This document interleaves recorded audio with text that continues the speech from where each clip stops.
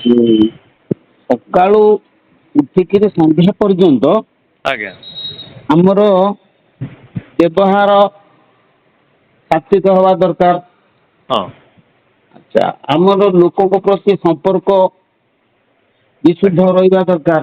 ହଁ ନିଜର ଶରୀରର ଶୁଦ୍ଧତା ହେବା ଦରକାର। ଆଜ୍ଞା ଆଉ କାୟ ମନ ବାକ୍ୟ ଏ ତିନି ପ୍ରକାରର ଜିନିଷର ଆମର ବିଶୁଦ୍ଧତା ହେବା ଦରକାର। ଆଚ୍ଛା ତେଣୁ ମାନସିକ ଅନୁଦ୍ବେଗ ପରଂ ବାକ୍ୟଂ ସତ୍ୟଂ ପ୍ରିୟଂ ହିତଂ ଯଜତ ସଦା ହି ଅଭ୍ୟସନଂ ଚୈବ ବାଙ୍ଗ୍ମୟଂ ତପ ଉଚ୍ୟତେ। ବାଚନିକ ହଁ ତପ, ଶାରୀରିକ ତପ, ମାନସିକ ତପ ଏଗୁଡାକ ସବୁ କାୟା ଏଗୁଡା ଶୋଧନ କରିଲେ। ହଁ ଇଏ ବାବା ଏଇଟା ପ୍ରଥମ ଷ୍ଟେପ୍ ଟା।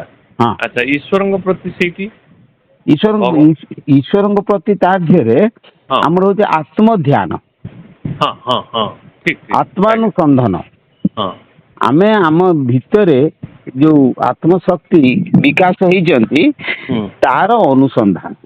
ହଁ ଏ ତାର ବାହାରେ ବାବା କିଛି ନଥାଏ ନା ନା କିଛି ମନ୍ଦିରକୁ ନା ଫୁଲ ନବା ଚନ୍ଦନ ଠାକୁରଙ୍କୁ ନା ଦବା ସିଏ ସବୁ ଏସବୁ ମନଟାକୁ ଆୟତ କରିବା ପାଇଁ ଏସବୁ କାମ। ଆଜ୍ଞା ଆଜ୍ଞା ଆଜ୍ଞା ମନଟାକୁ ବୁଝେଇବା ପାଇଁ ଏଇ ସବୁ କାମ। ହଁ କିନ୍ତୁ ସେଥିରେ କିନ୍ତୁ ବାସ୍ତବରେ ସେଥିରେ କିଛି ନାହିଁ। ଆମର କେବଳ ପ୍ରକୃତ କଥାଟା ହଉଛି ଯେ ଆମ ଦେହ ଭିତରେ ଯୋଉ ଆତ୍ମା ଶକ୍ତି ଯୋଉ ହଁ ଆତ୍ମ ତତ୍ଵ ଯୋଉ ଭଗବାନ ଅଛନ୍ତି ତାଙ୍କ ପ୍ରତି ଆମର କର୍ତ୍ତବ୍ୟ ନାଇଁ କି? ହଁ, ହଁ ତାଙ୍କୁ ଅନୁସନ୍ଧାନ କରିବା ହଉଛି ଆମର କର୍ତ୍ତବ୍ୟ। ଆଜ୍ଞା ଆଜ୍ଞା ଆଜ୍ଞା ଠିକ୍ ଠିକ୍ ଏଇ ହଉଛି କଥା ଆଉ। ଆଜ୍ଞା ଆଜ୍ଞା କାହିଁକି ନା ବଢିଆ କଥା ଆଜ୍ଞା ହଁ ଆମେ ତ ସବୁବେଳେ ମୁଁ ଜିଷ୍ଟ କଥା ଗୁଡାକ କହେ। ହଁ ଭିତିରି କଥା ତ ପୁରା ଆଉ ଡାଇରେକ୍ଟ କଥା ଆଉ ଆପଣଙ୍କ ଆପଣ କଥା ଗୁଡାକ ପୁରା ବଢିଆ ଲାଗେ ବାବା ଆଉ ପାଉନୁ ଆମେ ଏମିତି କଥା କୋଉଠି। ଆପଣ ଆଜି ସନ୍ଧ୍ୟା 7ଟାରେ ହଁ ଯଦି ଆମର ଅଖିଳ ଜ୍ୟୋତି ଚ୍ୟାନେଲକୁ ଦେଖିବେ ଆଜ୍ଞା ନିଶ୍ଚିନ୍ତ ଖୁସି ନ ହେଇକି ରହିପାରିବେନି। କାହିଁକି ହଁ ନା ଆଜି ପୁରା ମୋ ସ୍ଵ ଜ୍ଞାନ ଟା ମୁଁ ଆଜି ପରିପ୍ରକାଶ କରିଛି। ଆଜ୍ଞା ଆଜ୍ଞା ସେଇଟା ଏବଂ ଶ୍ରୀ ଶ୍ରୀ ଦୟାନିଧି ପରମହଂସ ଦେବଙ୍କର ଗୋଟେ ବିଜ୍ଞାନ ଭିତ୍ତିକ କଥା ଯୋଉଟା କି ମୁଁ କୌଣସି ଜାଗାରେ ଏପର୍ଯ୍ୟନ୍ତ ତାକୁ ଅନୁସନ୍ଧାନ କରି ପାଇନି। କିନ୍ତୁ ଆମ ଖରସ୍ରୋତା କଳ୍ପରୁ ମୁଁ ପାଇଲି ଯେତେବେଳେ ମନ ଖୁସି ହେଇଗଲା। ସେଇ ହୁଁ କଥାଟାକୁ ମୁଁ ତାକୁ ବିଶ୍ଳେଷଣ କରିଛି ଏବଂ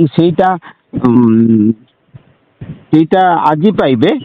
କିନ୍ତୁ ଆଜ୍ଞା ଏପ୍ରିଲ 26ରେ ତାର ବିସ୍ତୃତ ବିବରଣୀ ପାଇବେ। ଆଚ୍ଛା ବାବା ମୁଁ ଏଇ ଯୋଉ ଭାଗବତରେ ମୁଁ ଟିକେ ଟିକେ ପଢେ ହଁ ସେମିତି ଜ୍ଞାନ ନାହିଁ କିନ୍ତୁ ମୁଁ ପଢେ ହଁ କିନ୍ତୁ ଆପଣଙ୍କର ସେ ତତ୍ଵଟାକୁ ମୁଁ ଆପଣ ଯୋଉ ଆତ୍ମଜ୍ଞାନ ବିଶ୍ଳେଷଣ କରୁଛନ୍ତି ଏବଂ ଭିତରିଟାକୁ ଦେଖୁଛନ୍ତି ସେଇଥିପାଇଁ ମୁଁ କହୁଛି ସେଥିରେ ଗୋଟେ ଭାଗବତରେ ଲେଖା ହେଇଛି ଏମନ୍ତେ ସାଧି ଏକ ମାସ ଦୃଷ୍ଟି ନିକ୍ଷେପିବୁ ଆକାଶ ଯେବେ ଦେଖିବୁ ସେହି ରୂପ ହୁଁ ତେବେ ନଚିନ୍ତିବୁ ମୋ ରୂପ ସେ ରୂପେ ଚିତ୍ତ ସ୍ଥିର ଯେବେ ମୋ ଏ ରୂପ ନ ଚିନ୍ତିବୁ ନଚିନ୍ତିବୁ ତେବେ। ଆଜ୍ଞା ହଁ ମୁଁ କଣ କହୁଛି ଶୁଣନ୍ତୁ। ସିଏ ପ୍ରଥମେ ସେ ଭାଗବତରେ ଏଇ ହଁ ଯୋଉ ଏଇଟା ସାଧନାର କୌଶଳ ଲେଖିଛି ଆଜ୍ଞା ବୁଝିଲେ। ଆଜ୍ଞା ସାଧନ କୌଶଳ ଅର୍ଥ କଣ ଯେ ପ୍ରଥମେ ସାକାର ପୂଜା କରିବ। ସାକାର ପୂଜା କରି ସାକାର ମୂର୍ତ୍ତିର ଧ୍ୟାନ କରିବ। ଆଜ୍ଞା ବିଷ୍ଣୁଙ୍କର ଶଙ୍ଖ ଚକ୍ର ଗଦା ପଦ୍ମ ନୀଳ ପୀତ ବସ୍ତ୍ର ଇତ୍ୟାଦି ନୀଳ ଶରୀର ଇତ୍ୟାଦି ସବୁ ଧ୍ୟାନ କରିବ। ହଁ ଧ୍ୟାନ କରିସାରିକିରି ଯେତେବେଳେ ତମର ଏଇ ଧ୍ୟାନରେ ମନଟା ସ୍ଥିର ହେଇଯିବ ତାପରେ ସେଇଠୁ ଆକାଶ ଚିନ୍ତା କରିବ ଅର୍ଥାତ୍ ପୁରା ଅରୂପ ଚିନ୍ତା କରିବ। ଅରୂପ ଆଜ୍ଞା ଚିନ୍ତା ଯେତେବେଳେ ଅବ୍ୟକ୍ତ ଚିନ୍ତା ଯେତେବେଳେ ଅବ୍ୟକ୍ତ ନାଇଁ ପ୍ରଥମେ ବିଗ୍ରହଟାକୁ ଚିନ୍ତା କରିବ ନା ହଁ କଣ ହଁ ହଁ ହଁ ଆଜ୍ଞା ସାକାର ପରା ହଁ ତାକୁ ବିଗ୍ରହ ଚିନ୍ତା କରିସାରିଲା ପରେ ବିଗ୍ରହରେ ଯେତେବେଳେ ମନ ସ୍ଥିର ହେଇଯିବ ହଁ ତାପରେ ସେଇଠୁ ବିଗ୍ରହକୁ ଛାଡି ଦେଇକି ତମେ ଶୂନ୍ୟ ଧ୍ୟାନ କରିବ। ହଁ ହଁ ଶୂନ୍ୟରେ ଯେତେବେଳେ ମନ ସ୍ଥିର ହେଇଯିବ ହଁ ଆଉ ଏ ସାକାର ଚିନ୍ତାର ଆବଶ୍ୟକତା ନାହିଁ। ନାଇଁ ଓହୋ ଆଚ୍ଛା ଆଚ୍ଛା ସେଟା ବଢିଆ ବଢିଆ ବଢିଆ ବଢିଆ। ତେଣୁ ହଁ ଆମର ଦେଖୁନାହାନ୍ତି ଆମେ ପ୍ରଥମ ଶ୍ରେଣୀରେ ସ୍ଲେଟ ଖଡି ଧରିଛନ୍ତି। ହଁ ସ୍ଲେଟ ଖଡିରେ ଯେତେବେଳେ ଆମର କାର୍ଯ୍ୟ ସରିଯିବ ଆମେ ଉପର କ୍ଲାସକୁ ଗଲେ ଆଉ ସ୍ଲେଟ ଖଡିର ଆବଶ୍ୟକତା ନାହିଁ। ନା ବାସ୍ ଠିକ ସେଇଭଳି ଇଏ ସାକାର ପୂଜାଟା ହଉଛି ପ୍ରାଥମିକ ସ୍ତର। ପ୍ରଥମ ସ୍ତରରେ ଏଇ ସବୁ ସାକାର ଧ୍ୟାନ ହେନ ତେନ ସବୁ କରିବ।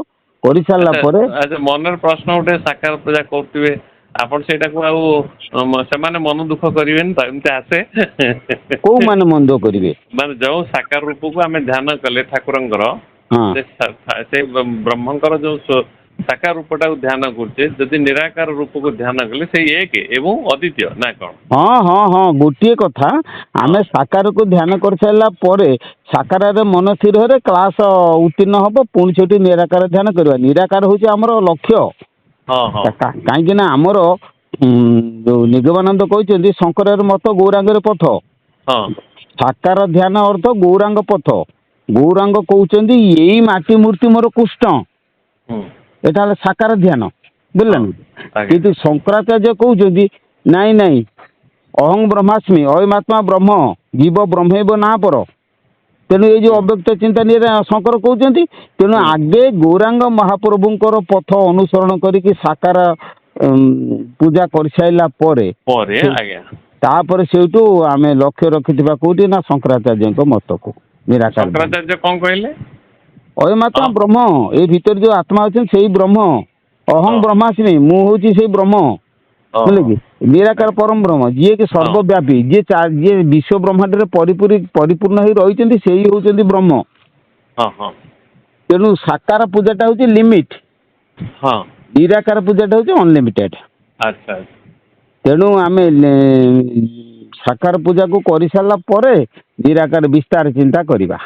ଓହୋ ଆଜ୍ଞା ଆଜ୍ଞା ଏଟା ହଉଛି ସାଧନାର ଗୋଟେ ଗୋଟେ ହଁ ସ୍ତର। ଆଜ୍ଞା ଆଜ୍ଞା ବହୁତ ବଢିଆ ଆଜ୍ଞା। ଯାହା ହଉ ଗୋଟେ ଥିଲା ମନରେ ସେଟା ଆଜି ଦୂରୀଭୂତ ହେଇଗଲା। ହଁ ସେଟା ହଁ ଭାବେ ଆଜ୍ଞା ଆଜ୍ଞା ଆଜ୍ଞା। ହଉ ମୁଁ ହଉ ଆଜ୍ଞା ଯିବି ତାହେଲେ 26 ତାରିଖରେ ହଁ ଆପଣଙ୍କ ପାଖକୁ। 26 ତାରିଖରେ ବୋତଲଟାକୁ ଆସନ୍ତୁ, ଆମେ କଥା ହେବା। ଆଜ୍ଞା ହଁ ହଉ ଆଜ୍ଞା ଆଜ୍ଞା ରହିଲି, ପ୍ରଣାମ ହଁ, ପ୍ରଣାମ।